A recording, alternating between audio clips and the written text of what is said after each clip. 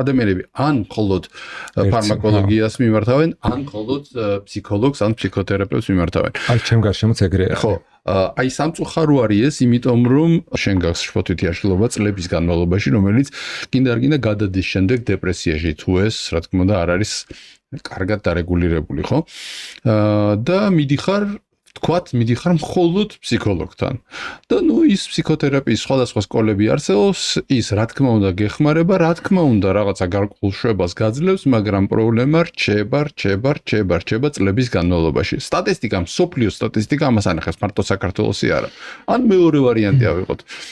მიდიხარ შენ ფსიქიატრთან, ან საქართველოში უმრავლეს შემთხვევაში როგორც ვთქვით ნევროლოგთან, მაგრამ ჩავთვალოთ რომ მიდიხარ ფსიქიატრთან, ის გინიშნავს მკურნალობას, შენ რაღაცა გარკვეული პერიოდის განმავლობაში ეს შვებას გაძლევს, ფსიქიატრი აუცილებლად გეუბნება რომ იცი რა ფსიქოთერაპიაც ჩართე, შენ ძალიან დიდი ბოდიში ამ სიტყვის, მაგრამ ფეხებზე იყიდებ ექიმის რეკომენდაციას და მარტო აგრძელებ ფარმაკოლოგიას, ხო?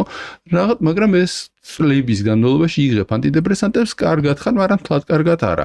ყველაზე კარგი შედეგი არის, რომ ფსიქიატრი გინიშნავს ანტიდეპრესანტებს და მასთან დაკავშირებულ წამლებს, არავინ გაიგოს რომ მარტო ანტიდეპრესანტი არის, იქ შეიძლება თქვა სხვა დამაწყნარებლებიც იყოს, ტრანკვილიზატორებიც, გააჩნია შფოთის ხარისხს და ამ დროს შენ 3-დან 6 კვირის განმავლობაში, როდესაც ანტიდეპრესანტი დაიწყებს კარგად მუშაობას, შენ ხდები ადეკვატური.